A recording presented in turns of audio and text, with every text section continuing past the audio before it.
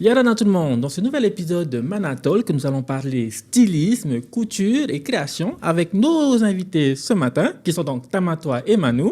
Yorana, ça fait vraiment plaisir de vous recevoir aujourd'hui sur ce plateau. Merci pour l'invitation. Merci beaucoup de nous avoir invités aujourd'hui sur votre plateau, sur votre podcast. Super.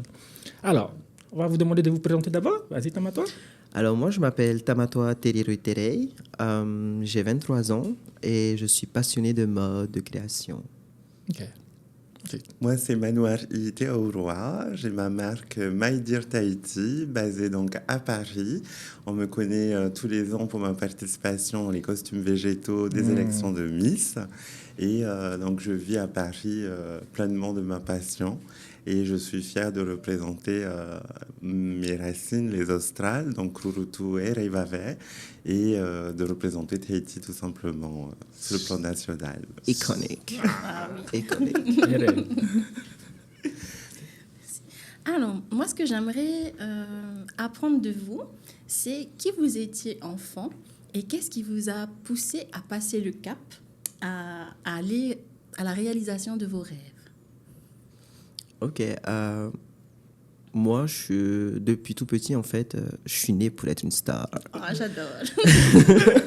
Ça se Et voit, ça se voit. du coup, depuis tout petit, j'étais passionné par les vêtements, par les robes surtout.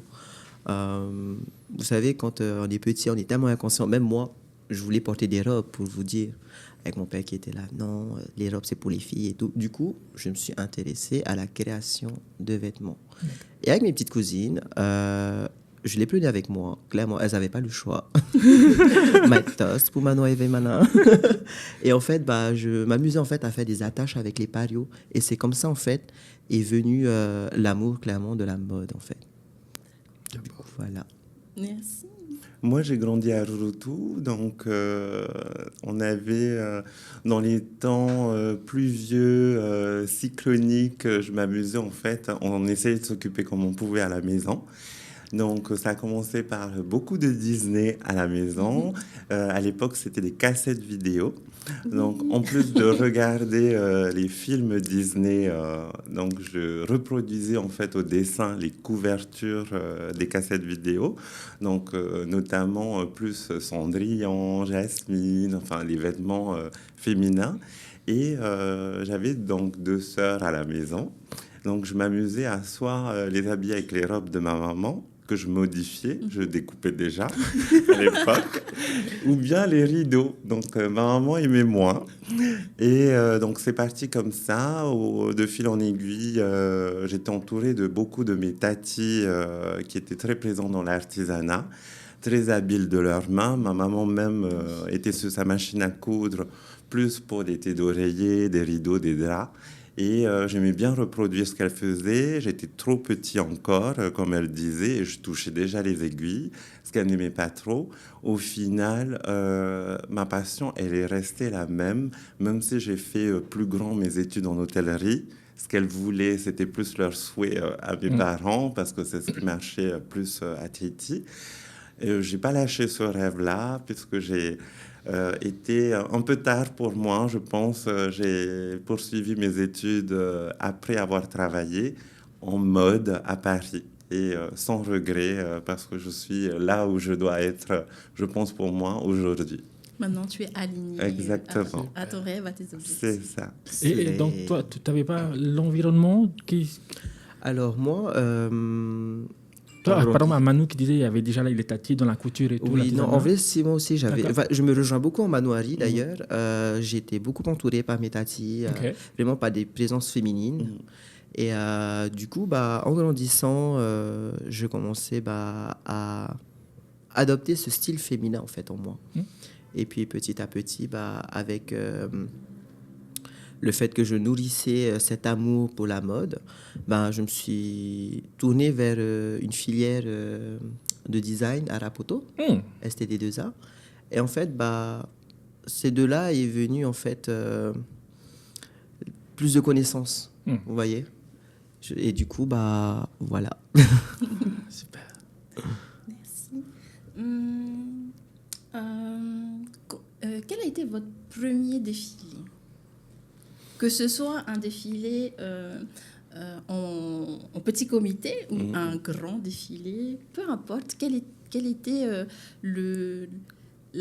quelle a été la première fois où vous avez vu vos créations portées par quelqu'un d'autre sous forme de défilé? Alors moi, c'était en 2017, je crois. Et en fait, j'avais une copine qui se présentait à l'élection Miss Haroué.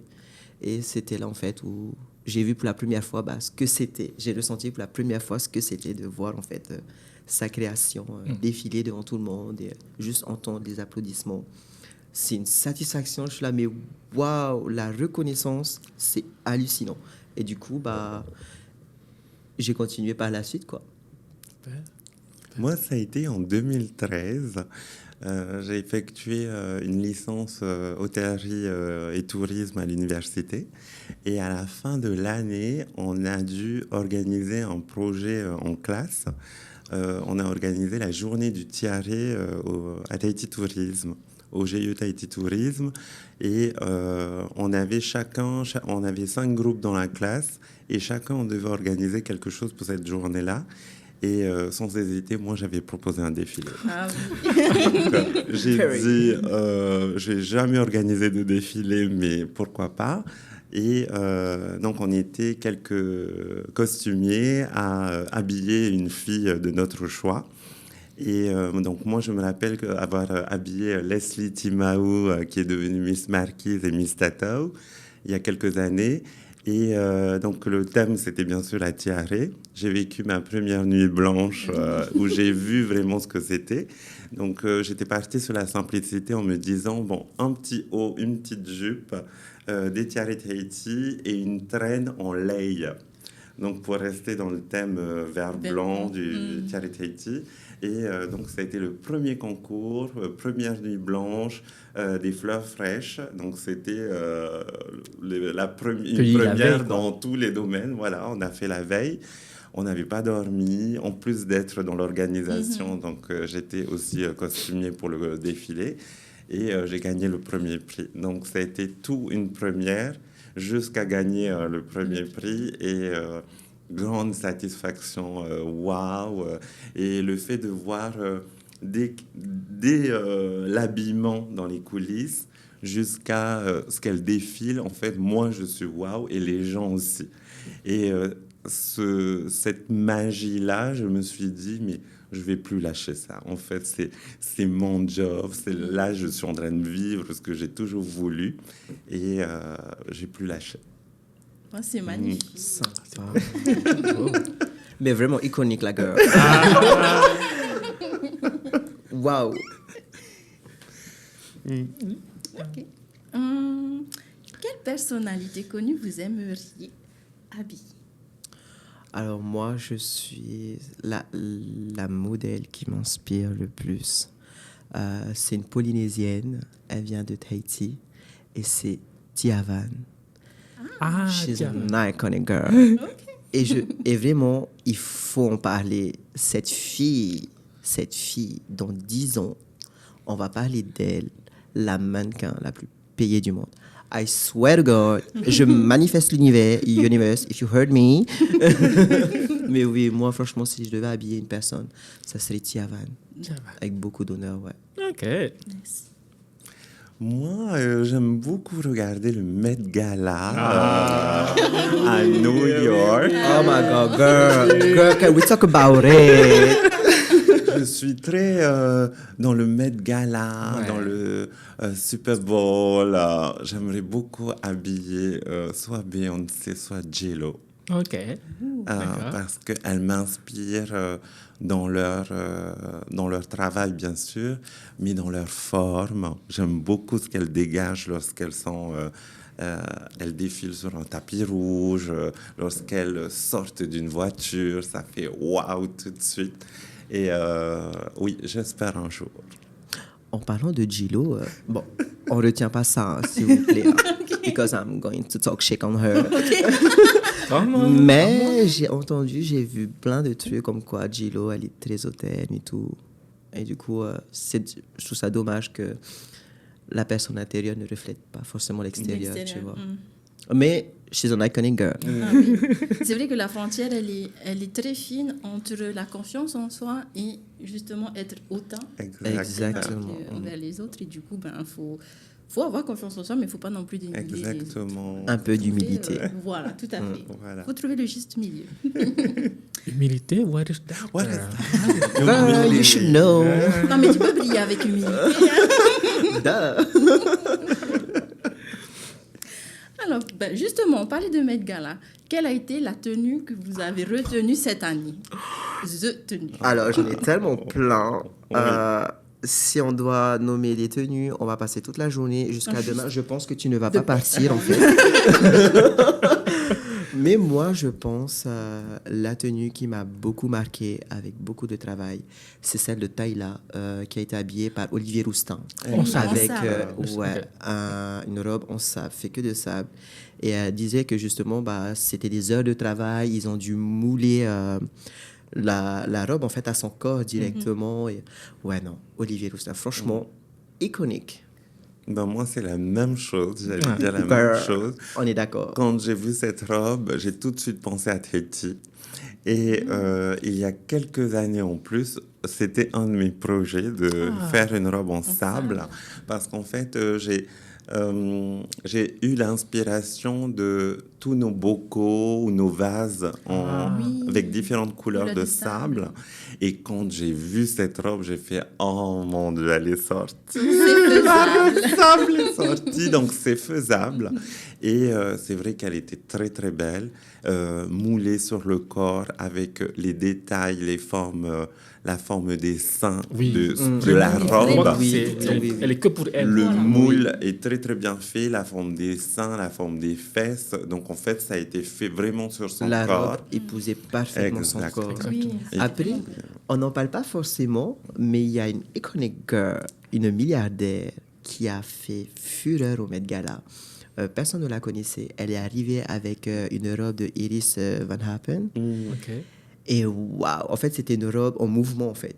Elle bougeait de elle-même, sans forcément qu'elle... Oui, je sais pas comment elle s'appelle, mais waouh, iconique. I was like, girl, who are you?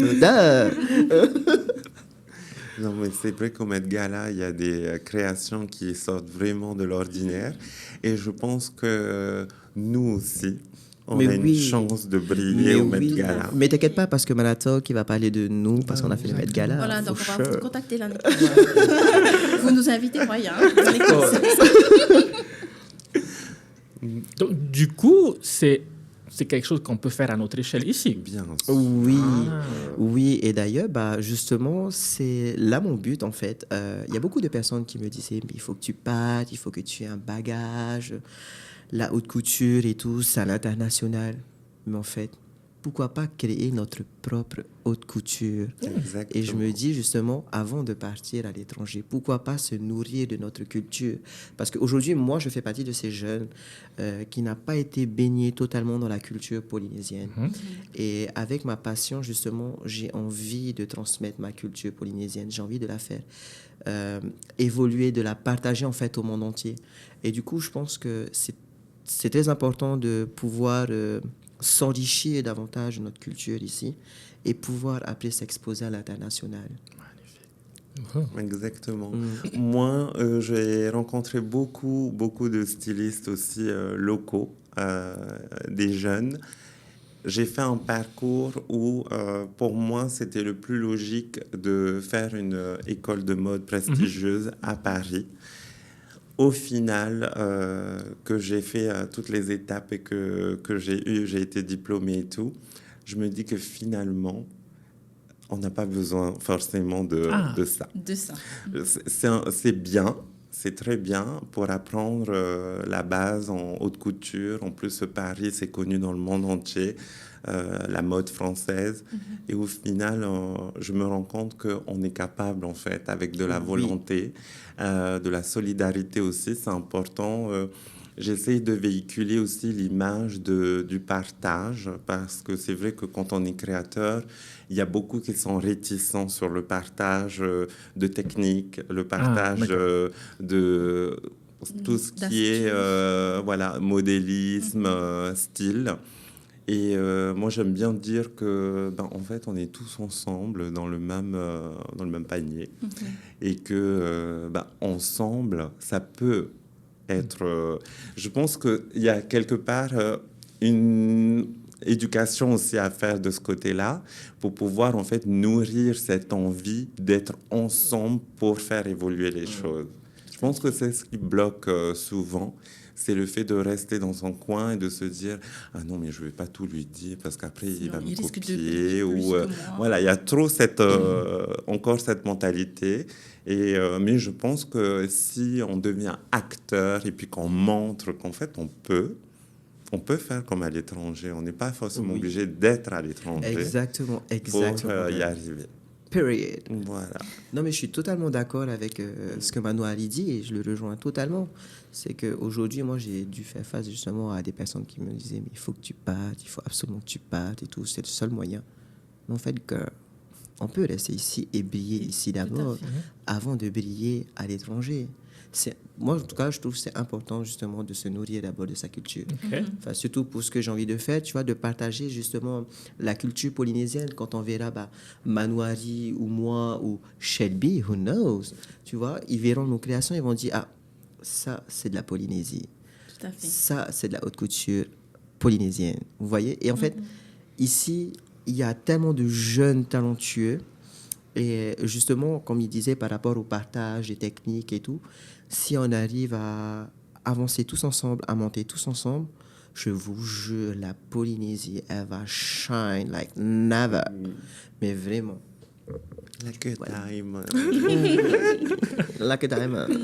Ça me fait vraiment plaisir de vous entendre parce que c'est le but en fait de ce podcast. Exactement. C'est de montrer aux gens que la Polynésie est capable. On a des Polynésiens talentueux, des Polynésiens qui ont des rêves et des Polynésiens assez courageux pour aller réaliser leurs rêves. Et du coup, l'émission, elle est là pour donner de l'expérience aux gens, donner des astuces, peut-être aussi un peu de motivation. Et après, go! Pour tous ceux qui nous regardent, qui nous écoutent et qui veulent se lancer dedans, qui n'ont pas forcément de modèle sur qui se raccrocher, et donc avoir des personnes comme vous aujourd'hui, ça va permettre, ça nourrit cette flamme, cette envie de... Oui, de exactement. Et moi, je dis que oui, il faut oser, on n'a rien à perdre, on a tout à gagner. Il n'y a pas de frontières, en fait, dans la création, ni dans la vie. Le fait que je sois capable de faire Miss Tahiti à distance, là, ça a été ma 7e année cette année, mais c'est ouf. Et c'est ça que j'ai jamais compris, en fait. Genre, le gars, il est à Paris, il nous fait des tenues de ouf. And I'm like, girl, how you did that? Vraiment, genre, t'es à Paris. Même moi qui suis juste à FAA, tu vois, j'étais en train de stresser ma race parce que j'avais peur que la tenue n'allait pas ma candidate. Et lui, il est à Paris. Normal. Il fait ses tenues et tout. La nana, elle slay on stage. Et je suis là. Waouh, iconique. Mais vraiment, je sais pas comment tu fais. Moi, j'aurais stressé à fond à Paris. Tout Paris aurait tremblé juste à cause de mon stress. Mais je stresse à Paris, justement. J'imagine. Alors, justement, raconte, comment est-ce que tu fais? Alors, jusqu'à de la prise de contact, d'accord. Ensuite, l'élaboration de la tenue et tout. Ensuite, pour la faire venir ici. Alors, l'élection de Miss Tahiti, déjà, c'est au mois de juin. Donc, c'est fin juin. Moi, j'ai commencé à avoir des messages de jeunes filles en décembre, janvier. D'accord. Donc, les filles, elles essayent de me contacter déjà en début d'année pour savoir est-ce que je suis disponible déjà. Et en général, elles n'ont pas encore passé le casting. OK. Donc, déjà pour te bloquer. Exactement, pour me bloquer. Et puis, parce qu'elles se disent toutes, c'est bon, Manouari va vite être contacté. Je vais contacter Manouari le plus vite possible. Et en général, c'est après les fêtes, quand tout se calme, elles me contactent. Et donc, moi, dans un premier temps, j'essaie quand même... en fait, je vais être transparent. Je regarde quand même le profil. Okay. Est-ce que c'est un profil qui colle déjà avec ce que j'ai l'habitude de faire? Et est-ce que déjà, elle a la morphologie, le style qui peut aller avec mes créations? Et est-ce qu'elle a les épaules assez solides et larges pour toute l'organisation à distance qu'il va y avoir? Donc, dès qu'on est sur la même longueur d'onde, je vois que le courant passe très bien. Je lui explique l'organisation. Je lui dis, je suis à Paris. On est à plus de 18 000 kilomètres. À l'autre bout du monde. Voilà. Étape 1. Dès que tu seras officiellement candidate, sans être dévoilée encore au public, quand tu es candidate officielle, il me faut absolument le thème du défilé végétal et le cahier des charges. Et chaque année, c'est ce qui tarde un petit peu. Donc, moi, je dis que ça tarde parce que moi, en fait, il faut que je calcule l'envoi des matériaux. Donc, il faut qu'on commande dès qu'on a le thème ou le cahier des charges. Et des fois, souvent, c'est pas à Tahiti, c'est dans les îles. Donc, ça prend du temps des îles à Tahiti déjà. Elle récupère et on doit chercher quelqu'un qui vient jusqu'à Paris. Au début, j'étais un peu plus La Poste ou DHL. Oui. Au final, ça a mis trop de temps. Je préfère passer à quelqu'un que je connais bien, qui prend l'avion. Comme ça, elle met dans ses valises et en 24 heures, j'ai tout ce que j'ai envie. Oui, bien sûr. Du coup, je récupère à Paris. Donc, moi, je me déplace jusqu'à l'aéroport pour réceptionner la personne qui me ramène les matériaux. Je confectionne et en général, quand on a le thème et jusqu'au défilé, en général, il n'y a qu'un mois. D'accord. Donc, moi, je cherche quelqu'un entre-temps qui revient de Paris. Donc, d'où mes posts souvent. Ouh, quelqu'un rentre à Tahiti qui fait ses DG pas pété telle période. Et en général, je trouve des personnes qui me disent ben là, la semaine prochaine. Donc, j'ai encore moins de temps pour confectionner, sachant que je travaille aussi en même temps. Oui. Donc, je crée toujours dans le rush, dans la rapidité et sur mon temps libre. Ça veut dire que pendant peut-être une semaine ou deux, j'ai aucun off, je me repose pas, je dors presque pas. Tu te shootes au café? Exact, beaucoup de café, que le café. Ah mince. Et du coup, la fille, entre-temps, je l'envoie des photos, elle m'envoie. Donc, avant les matériaux, il y a aussi le tableau des mesures. J'ai un tableau de mesures et un croquis avec le tableau pour vraiment, avec indiqué dessus, où prendre exactement tour de taille, tour de poitrine, tour de hanche. Comme ça, elle peut se débrouiller toute seule pour prendre ses mesures. Et moi, je me fie qu'à ce tableau. Donc, si elle a mal pris une mesure, en fait, ça va. Heureusement que chaque année, j'ai jamais eu ce problème. D'accord. Ça matchait toujours. Donc, moi, j'ai un gros stress qui commence à la confection. Trouver quelqu'un pour revenir avec la tenue faite. Quand la tenue arrive, est-ce que l'avion est bien arrivé? Est-ce que la valise ne s'est pas perdue ou quelque chose comme ça? Ça m'est arrivé une fois. Et du coup, la tenue, en fait, la valise est arrivée, était laissée aux États-Unis et elle est arrivée 2 jours avant l'élection. Heureusement, c'était la seule fois. Mais ensuite, l'essayage. Donc, on fait en visio. Donc, moi, j'ai plus aucun pouvoir. Oui, donc, on s'appelle en visio pour que je vois comment ça tombe sur elle. Et à chaque fois, c'est la fermeture. Quand elle la ferme, je stresse un bon coup. C'est ça. Et je vais entendre le... C'est bon. Et à chaque fois, ça marche. Donc, j'ai jamais eu encore de problème de taille. Mais voilà, c'est pour ça que je dis toujours aux filles, méfiez-vous bien au tableau des mesures. Prenez bien vos mesures parce que si jamais il y a une mesure qui est mal faite, en fait, moi, je fais mal aussi la tenue. C'est ça. Donc, ça a toujours marché. Et puis, même à distance, je vois mes prix, les robes gagner. Et moi, à chaque fois, je pleure. Je pleure tout le temps, en fait. Je pleure quand elle essaye, je pleure quand elle défile. Quand on gagne, je pleure. Et puis, je me dis, moi, je suis là à distance, sur mon petit écran, sur mon téléphone, en train de suivre le live. Et ça me fait quelque chose. Et ça me touche encore plus quand les gens partagent, quand les gens me mentionnent. Sur les réseaux sociaux, c'est quelque chose. Et c'est beau ce sentiment-là. Et ça me rend encore plus fière de continuer encore chaque année à le faire à distance. Et est-ce que des fois, j'ai pas envie de dire que la candidate en principe, elle prend pas de poids, mais qu'il arrive qu'elle maigrisse trop par rapport à la robe? Elle maigrit. C'est ça, voilà. En général, elle maigrit. C'est ça ma hantise. C'est que tu vois, on a pris les mesures et genre une semaine avant, elle perd genre 3 cm. T'es là, girl. It's supposed to fit you. Ah non, mais c'est vraiment, c'est ça, un truc, voilà. c'est un problème pour moi qui, pas qui me dérange beaucoup, mais que je fais face, en fait, à chaque fois. C'est la perte de poids. Et du coup, bah, il y a les mesures qui changent. Si c'est pas la taille, c'est les fesses. C'est pas les fesses, c'est les titis. Et du coup, je suis là, OK, girl, on va trouver une autre solution et on va aménager tout ça, quoi. Et du coup, ouais, c'est une petite source de stress en plus, en fait. Parfois, les pertes de poids et tout, quoi. Du coup, voilà. Ah, c'est bien. Voilà, on s'adapte. Oui. Et puis ça, c'est des détails qu'on doit prendre en compte quand Oui, on fait une tenue. exactement. C'est pour ça que des fois, on part sur un modèle déjà qui va aller à la jeune fille, mais en même temps, s'il y a retouche, est-ce que c'est faisable de retoucher?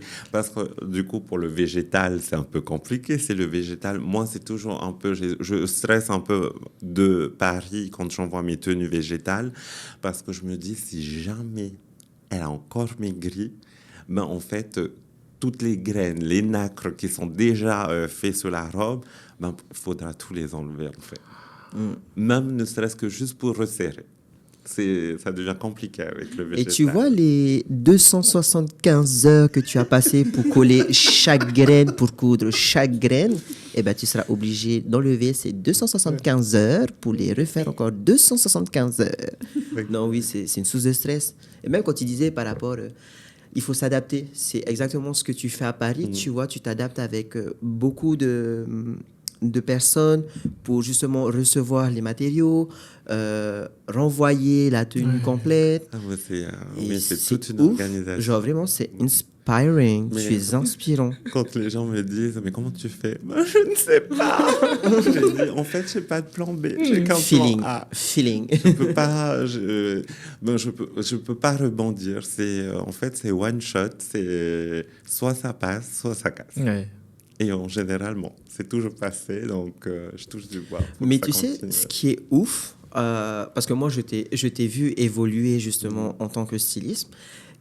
Et en fait, ce que je trouve hallucinant, c'est que pour moi, le fait que tu gères des tenues végétaux et des tenues de gala Miss Haiti depuis Paris, c'est ouf. C'est ouf parce que moi, j'aurais pas justement déjà la force et l'énergie de... Déjà, j'ai pas beaucoup de cheveux, alors s'il faut en perdre à Paris, laisse tomber. Et tu vois, je trouve ça tellement inspirant, le fait que toi, tu arrives à pouvoir faire briller tes tenues en Polynésie depuis Paris. Et vraiment, j'espère que tu te rends compte. Mais, girl, tu es une source d'inspiration, girl. Vraiment. Ouf. Donc, si Manu de Paris peut faire ça, toi, Izzy, tu es obligé de le faire à fond. Je veux dire dans le sens où si Manu arrive à faire ça depuis Paris, et donc du coup, pour toi, c'est plus facile, donc tu as moins d'excuses, moins de... Je dirais pas que c'est plus facile parce que ça soit à Paris ou ici, le challenge est différent. Oui, le challenge est là, Oui. mais elle est différente, tu vois. Et la source de stress, bon, elle est plus grande chez Manoiri que chez moi. Parce que de Fa'a jusqu'à la mairie, on peut bouger, tu vois, Oui, je ouais. peux retoucher sur place. Alors que, tandis que Manoiri, lui, bah, he trusts the process, en fait, Yeah, tu vois. trust the process. Et justement, c'est vraiment, girl, je suis en admiration devant toi. Vraiment, Donc, du coup- mark my word. Du coup, Paris-New York, c'est easy. Yeah. Don't talk about New York. Ah, c'est magnifique, c'est beau tout ça. Bah, justement, là, on parle des défis que tu rencontres et que toi aussi. Est-ce que vous pourriez nous raconter votre plus grand défi en tant que créateur?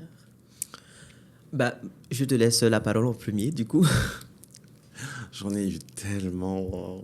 Mon plus grand défi, Je vois vraiment celui où tu stressais, tu t'es dit, je vais pas le faire, je vais plus le faire, je peux pas le faire. Et au final, tu l'as fait. You did it. ben, je pense que c'est la robe qui a marqué tout le monde. C'est la robe en nacre que j'ai fait en 2019 à l'élection de Veille Malama. J'ai habillé Veille Boudot. Donc, il y avait 850 nacres taillés en gouttes d'eau de tailles différentes sur la robe. La robe était simple, courte. Celle qui faisait en forme d'écaille, là. Exactement. Et avec un énorme filet de 6 mètres pour représenter, parce qu'on représentait en fait les archipels à cette époque pour ce passage végétal. Et nous, on est tombé sur les Tuamotu Gambier. Et c'était tout naturel que j'ai choisi les nacres et les perles. Donc, robe que j'ai confectionnée, c'était ma première robe à Paris. Donc, avec toute l'organisation qu'il y avait, je découvrais tout à distance. Donc, 850 nacres, il a fallu attendre. En fait, c'est la première fois que je m'organisais à distance. Du coup, j'ai eu du mal à trouver des gens pour avoir déjà des nacres. Ensuite, quand on a trouvé, on n'a pas demandé 5 nacres, on a demandé 850. Ouais. Et là, les gens, tout le monde nous disait, mais 850, c'est pas possible, là, pour tout de suite. Parce que je disais à Véhi-Boudou à cette époque, en fait, il me les faut le plus vite possible parce que là, quand je calcule le temps, le jour où je te dis il me faut des nacres, on doit rendre la tenue dans 1 mois pile. Oh. Donc, les nacres, bien sûr, on avait du mal à trouver un grand nombre sur Tahiti. Donc, il fallait faire appel directement au Tuamotu. Donc, le temps qu'on les prépare, le temps de les recevoir, donc le temps s'est écoulé aussi. Mm-hmm. Donc, on est passé de 4 semaines à 2 semaines. Oh, wow. Et j'avais toujours pas les nacres à Paris. Et je dis, oh mon Dieu, c'est pas possible. Je vais devoir sauter dans un avion et aller directement à Tahiti parce que là, en fait, c'est short. Et au final, on a trouvé quelqu'un qui venait et j'avais que 5 jours pour confectionner. Parce qu'en fait, on s'est dit, j'ai trouvé quelqu'un pour venir à Paris, j'ai trouvé quelqu'un pour repartir. Mais je trouve personne d'autre à d'autres dates, en fait. Et au final, ça me faisait que 5 jours de confection. Et j'ai dit, j'aime bien dire que tout est possible, on va y arriver. Ça a été... En plus, je travaillais en même temps. Mes jours off étaient avant et après ces 5 jours. Okay. Du coup, j'ai travaillé en même temps. Je faisais un peu le matin, je partais au travail, je faisais un peu le soir. Et le soir, toute la nuit. Et je pense que cette époque-là, pendant ces 5 jours, j'ai fait que 1 heure, 2 heures de sommeil. J'étais explosée. Parce qu'en plus, le travail des nacres, il y avait 3 trous à percer. Donc avec la perceuse, en plus dans les appartements parisiens, voilà. Je pense que les voisins préféraient la musique à la perceuse. Et 3 trous par 850 nacres, c'est énorme. Donc, j'étais en même temps sur la perceuse, en même temps sur les aiguilles, parce qu'il fallait coudre à la main. Et remplir, du coup, petit à petit, toute la robe, fixer les perles. Donc, j'ai eu 5 jours. J'ai envoyé la tenue. Et là, à l'envoi de la tenue, je me suis dit, en fait, je n'ai pas calculé, est-ce que si jamais ça ne lui rentre pas, il va falloir faire quoi? Enlever plusieurs nacres pour retoucher. Et je me suis dit là, one shot, j'ai pas de plan B. Tant pis. Il y a intérêt que quand elle reçoit la robe, déjà, il faut qu'elle reçoive maintenant parce qu'il restait plus beaucoup de temps aussi avant l'élection. Et je pense que ça a été la tenue où j'ai stressé le plus parce que tout était une première depuis Paris. Et lorsqu'elle a essayé, elle m'a pas contacté. En fait, elle m'a pas répondu. Elle m'a pas appelé quand elle a essayé la robe. Et c'est 2 jours après qu'elle m'a dit « Ah, mais je t'ai pas dit, en fait, elle me va bien. » Et toi, t'as pas eu, t'es mort, quoi. Je pense que j'étais déjà dans un cercle. Parce qu'en fait, je me disais « Elle me bip pas, la robe est arrivée normalement. » Donc, je bip la personne qui a envoyé la tenue. Et puis, elle me dit « Non, mais je l'ai bien remis la tenue. » Je fais « Mais c'est bizarre, elle me bip pas. » Premier jour. 2e jour, toujours pas de nouvelles. À la fin du 2e jour, du coup, elle me dit « Ah, mais je t'ai pas dit, en fait, la robe, elle me va bien. Ah, » Mais ça plaît, sinon ça fait 2 jours qu'on attend tes nouvelles. C'est Donc, ça a été le plus gros défi pour moi, je crois. Et quand elle a défilé, j'avais toujours peur aussi parce que la robe faisait 5 kilos. Et j'avais peur que ça casse. Ça casse, ça voilà. lâche. Parce que c'était cousu. Après, je me disais, bon, c'est cousu sur du coton, ça tient bien normalement, mais j'avais jamais, c'est la première fois vraiment que j'avais autant de nacre sur une robe. Et en plus, avec la traîne de 6 mètres, est-ce qu'elle va pouvoir tourner dans les angles du podium, les escaliers, est-ce que ça va aller? Je suis pas sur place. Le comité m'a dit, quand ils ont vu la tenue, on va devoir couper la traîne. Ah non, mais on coupe pas. Alors là, le waouh, il s'enlève direct. Ah non, mais ça va pas passer sur le podium. J'ai dit non, mais enlève. J'ai dit à Véhi, s'il te plaît, fais tout pour garder parce que là, avec la grande traîne, ça fait vraiment un effet waouh. Et ben, sans regret, au final, elle a bien défilé. C'était beau. Non, mais justement, tu vois, je rejoins Manu Harry, ça a été pareil pour moi.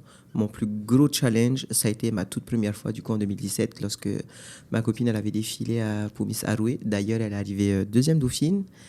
Et du coup, pour moi aussi, ça a été une première d'avoir fait une tenue végétale. Le challenge, il était ouf.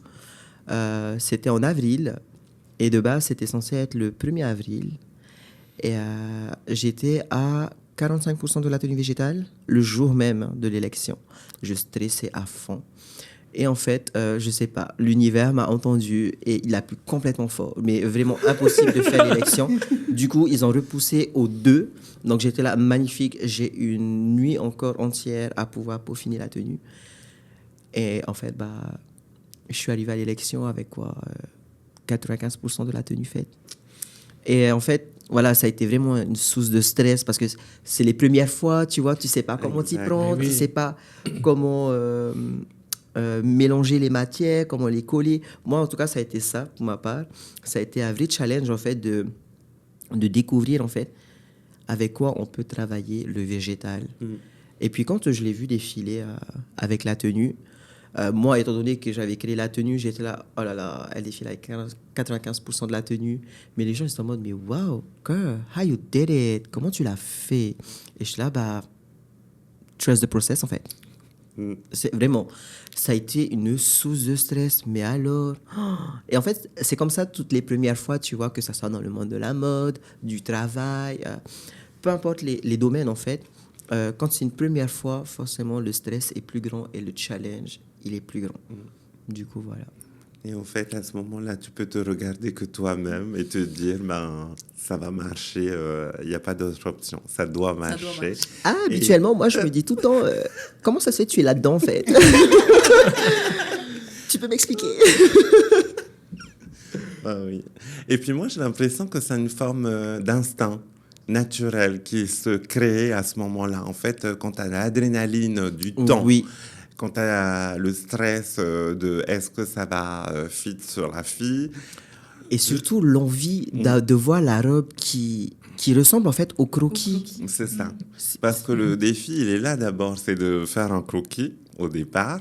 Et sachant qu'à la création, en fait, comme c'est du végétal, ça réagit différemment, où il y a des imprévus, ça se casse finalement.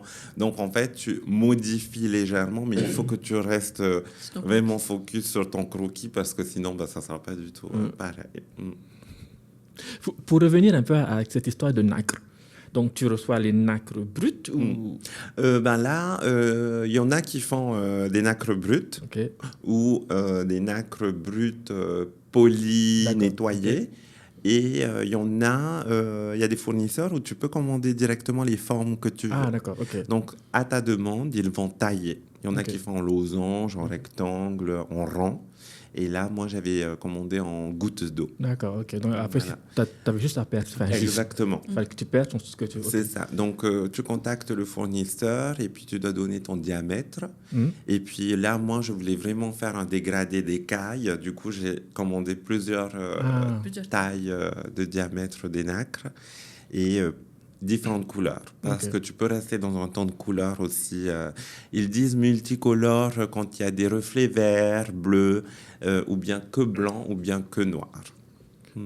Et quand tu remets cette création à la personne qui doit revenir avec, c'est dans une valise à part, c'est dans un... En fait, ça dépend. Soit la personne me dit, t'inquiète Manu, j'ai de la place, ou bien ils disent... oui, mais sur une traîne de 6 mètres. Et du coup, quand je dis toujours, elle fait tant de kilos, tu me dis, soit ça va rentrer dans tes valises, elle prend pas beaucoup de place ou elle prend de la place, ou soit je te donne une valise en plus, et du coup, je prends le bagage supplémentaire en charge. C'est toujours mieux pour moi de payer un bagage supplémentaire que par DHL ou par la poste. C'est plus cher, c'est au kilo, c'est au format, et ça met plus longtemps. Et ça a plus de chances de se perdre que quelqu'un à qui on confie, qui prend l'avion. Ok, super. Toute une organisation. Putain. Moi, j'aurais stressé. Waouh, vraiment hallucinant tout ça. Alors là, on a parlé de vos défis passés.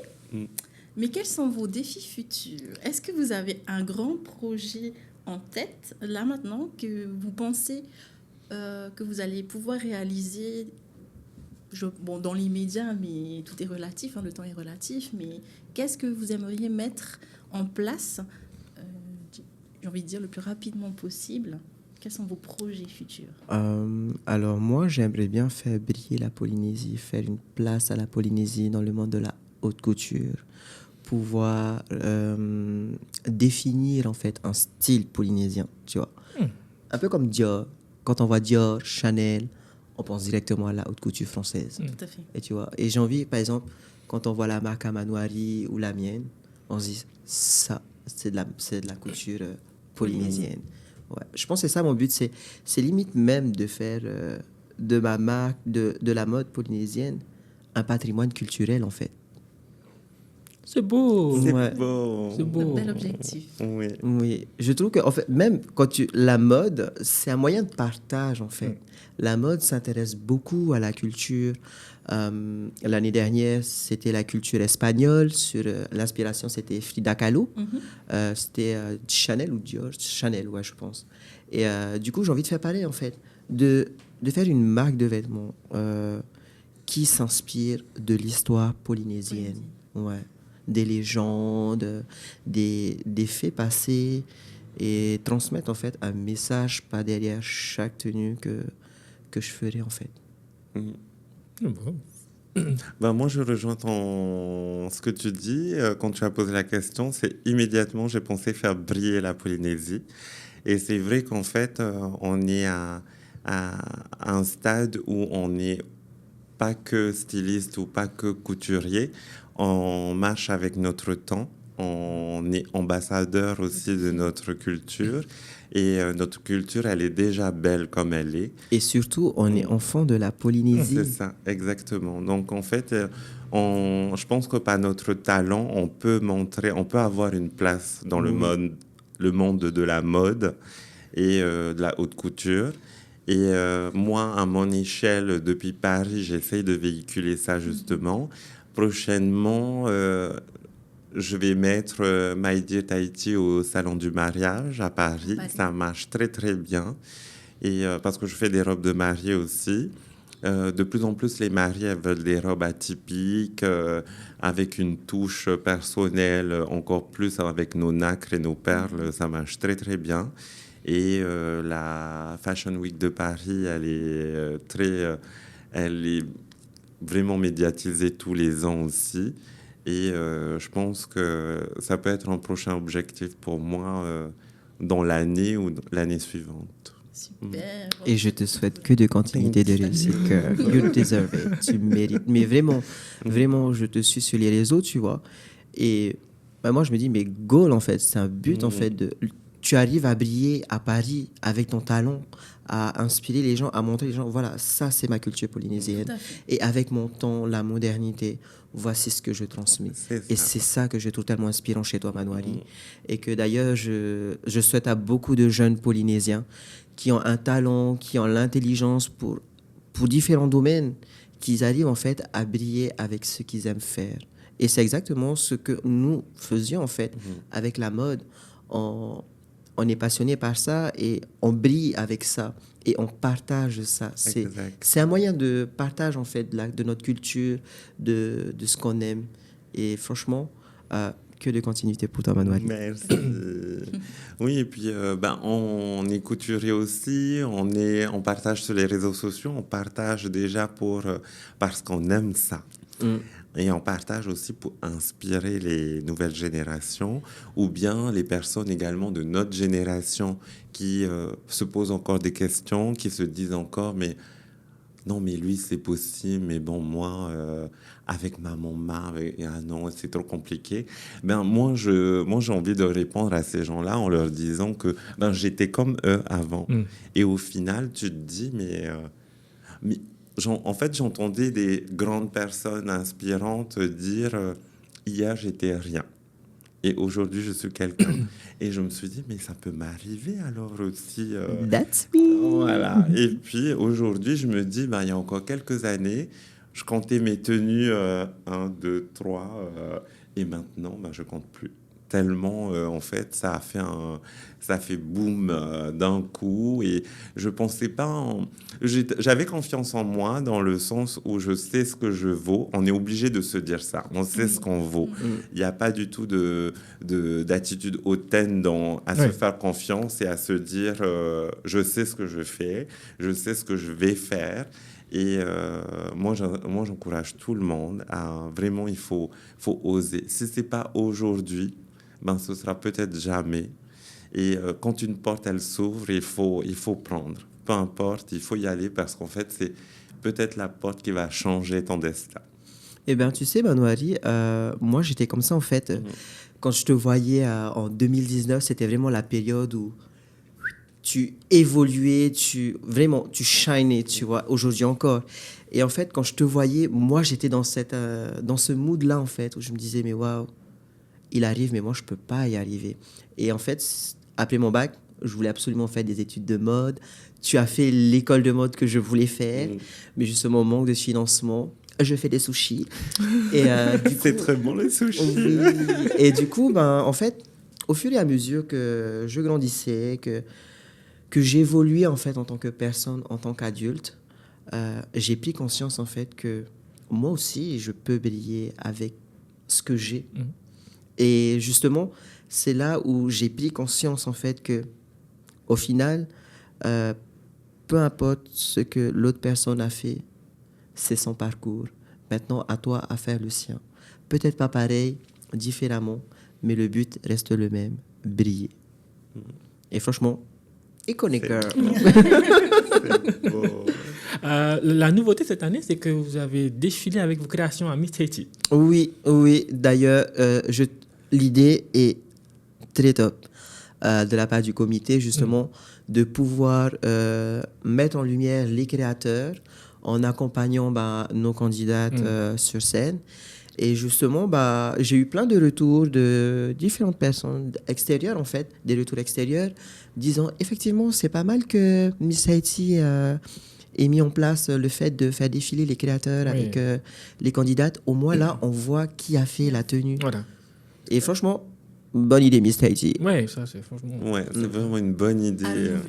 À renouveler. Oui. Ouais, mettre en lumière les créateurs. Exactement. En général, on est un peu en coulisses, on est dans l'ombre, on est à Paris, pas devant le live. Mais oui, c'est une grande opportunité pour les créateurs et puis pour le public aussi de voir poser des visages à des noms. Exactement. Mettre un visage sur ce nom. Exactement. Parce qu'au final, moi, j'ai eu quelques commentaires que, en fait, je te suivais déjà sur les réseaux sociaux, mais je ne savais pas que c'est toi qui faisais, c'était toi, My Dear Tahiti. Parce que bon, des fois, à Miss Tahiti, on dit mon nom, Manoir Iteauroi, des fois on dit My Dear Tahiti. Et moi, j'essaie de dire au comité de faire le discours pour le défilé de la tenue végétale, parce que c'est nous qui le faisons. D'accord. Et j'essaie de mettre toujours les deux, parce que sinon, en fait, je crois que les gens... Il y en a qui sont sur ma page perso, il y en a qui sont sur ma page pro, et en fait, il y en a qui font pas le lien. D'accord. Mais c'est très bien de faire défiler les créateurs.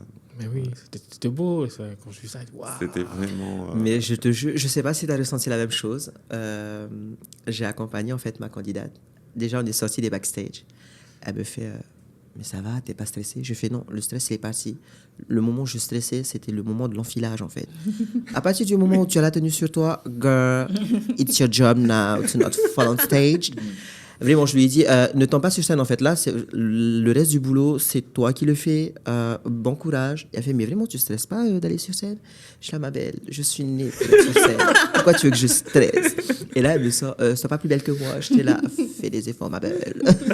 Mais je suis tellement content parce que le fait de voir en première position, d'être sur scène avec la candidate et voir, en fait, les heures de travail qu'on a passées dessus, clairement, toutes les lumières sont braquées sur la tenue. C'est une source de fierté. Oui.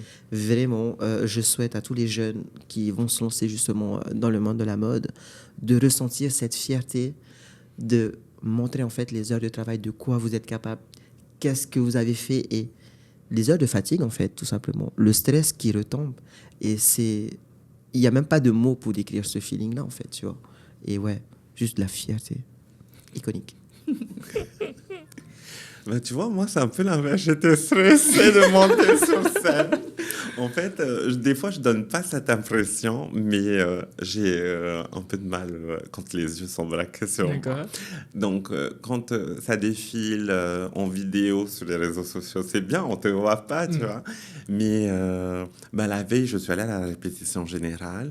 Et donc, on m'a demandé de venir. Déjà, j'avais pas fini la tenue. Et j'ai dit, ça va durer combien de temps cette histoire? J'ai pas beaucoup de temps. La tenue n'est pas finie.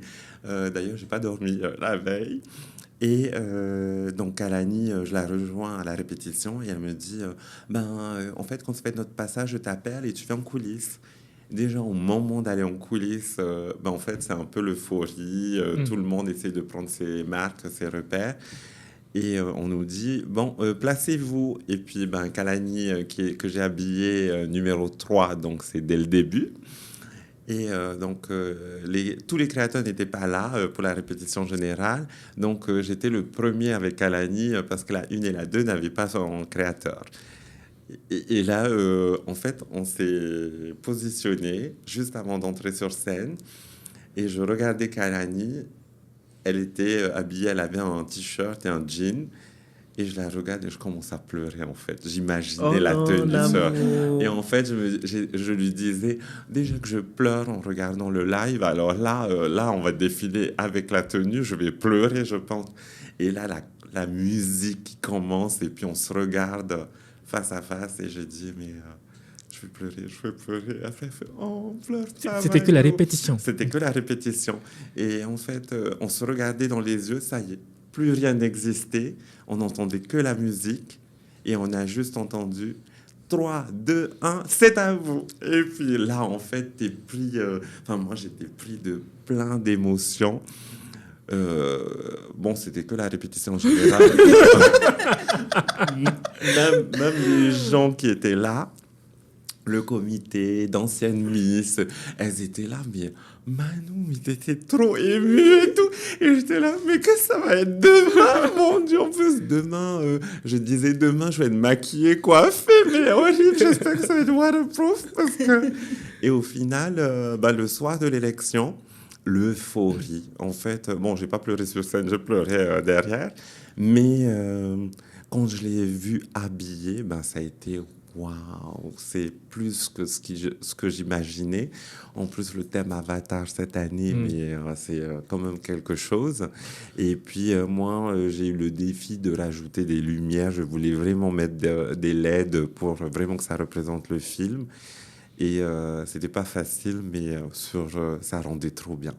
Et puis ce moment-là où on refait la même situation de la répétition générale, on se regarde et en fait, là, plus rien n'existait. Et je sais pas, c'était tellement beau que je voulais garder mes yeux, admirer sa tenue et ce petit moment de quelques secondes avant de passer sur scène. Et quand on s'est rejoint, on s'est tenu par la main. Et là, les cris, tout le monde qui criait. Et puis là, on se retourne. Mais là, il y a la foule, mais l'euphorie totale. Et là, t'as pas peur de rater une marche? En fait, bizarrement, non. Okay. À la répétition générale, si. Et je me suis rendu compte, en fait, que les marches de la mairie étaient très bien faites. Ouais, elles sont pas oui, elles sont pas si hautes que ça, oui. parce que d'ailleurs, ma candidate, elle m'a demandé, t'es en talons là? Je fais, bah oui, pourquoi? Mais il y a les escaliers, tu vas pas tomber. Je suis là, ma belle. Je marche avec des talons depuis bien longtemps. T'inquiète pas que je vais gérer. Vraiment, mes talons, ils étaient comme ça, 12 cm, vous voyez. Et elle n'avait pas que je tombe dans les escaliers. J'étais là, mais non, t'inquiète pas. Fake it till you make it. Et puis tout ira bien, quoi. Oui, et puis non, les escaliers, Exactement. finalement, grande Ouais, surprise. ouais, c'est ouais. Les bien escaliers fait. de la main de papeterie. Parce que c'est vraiment la question que je me posais.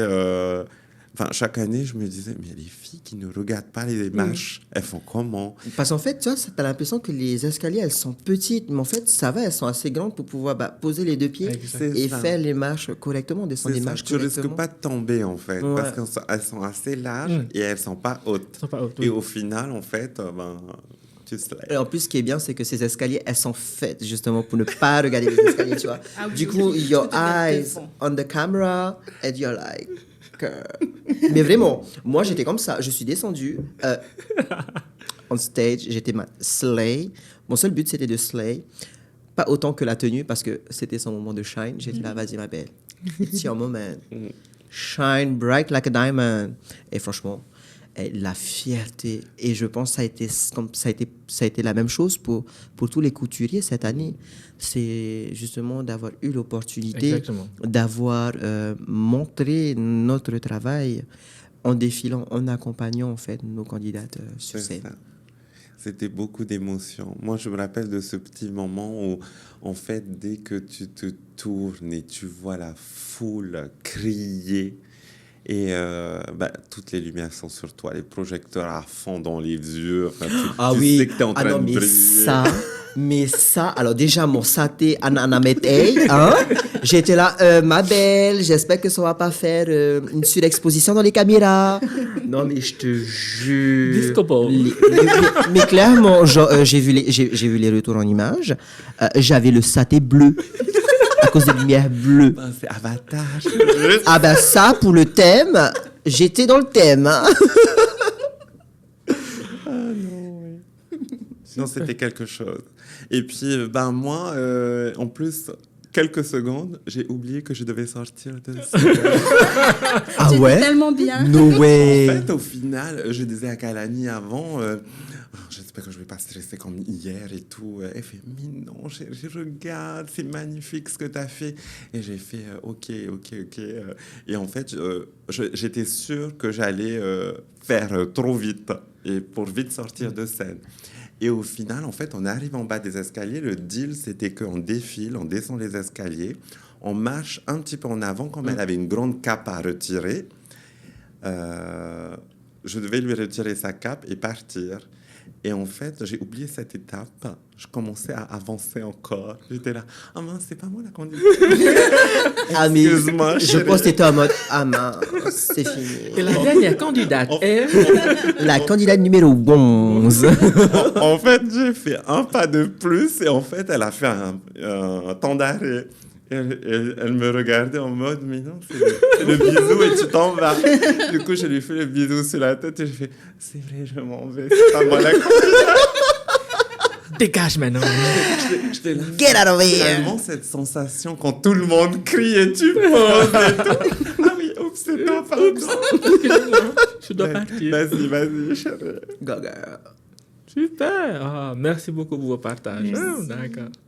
Bien, nous arrivons maintenant au jeu des questions et réponses rapides. Rapide. Donc, je vais vous poser une question. Vous répondez le plus rapidement possible, avec le cœur, sans réfléchir. Et après, ce sera au tour de Whitney et ainsi de suite. OK? Alors, est-ce que vous êtes prêts? Yes. Oui, toujours. Toujours. Alors, j'ai écrit la question ici, c'est pas clair. Végétal ou coquillage? Végétal. Et là, c'est quoi? Végétal. Végétal, ok. Traditionnel pur ou monde imaginaire? Traditionnel pur. Monde imaginaire. Oh. Paris ou Milan? Paris. Tahiti. Non, j'aurais dit Paris aussi. Ok. Défilé de mode ou élection de beauté? Défilé de mode. Élection de beauté. Ah. Met Gala ou Fashion Week? Met Gala. On peut pas mettre les deux, comme par hasard, parce qu'en vrai, Met Gala vibe, mais Fashion Week aussi vibe. Mais ouais, non, Met Gala en vrai. Met Gala, ouais. Ok. Maintenant, Miss Tahiti ou Miss France? Ah, bonne question. Miss Univers. Miss Tahiti. Miss Tahiti. Et enfin, Lady Gaga ou Miley Cyrus? Gaga. Ah, les gars. Are you Gaga Les or gars, not? I'm gaga. Purr.